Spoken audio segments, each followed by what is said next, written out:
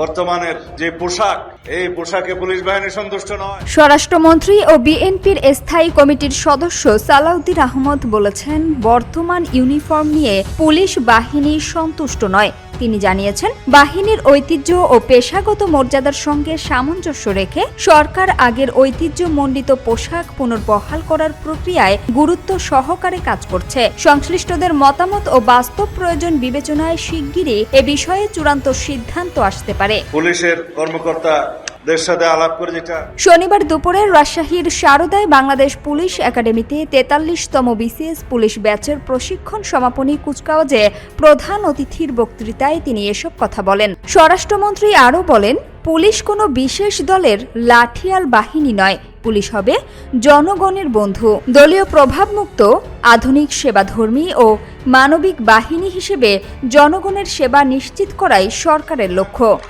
আমাদের আগের ঐতিহ্যমণ্ডিত। তিনি উল্লেখ করেন, গণতান্ত্রিক সংস্কারের অংশ হিসেবে রাষ্ট্র কাঠামোর সংস্কারের মধ্যে পুলিশ সংস্কার কমিশন গঠন করা হয়েছে।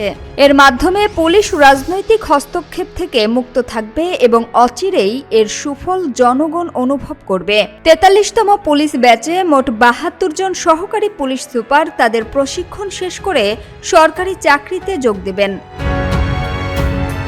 সামিয়া সুলতানা, ঢাকা ওয়াচ।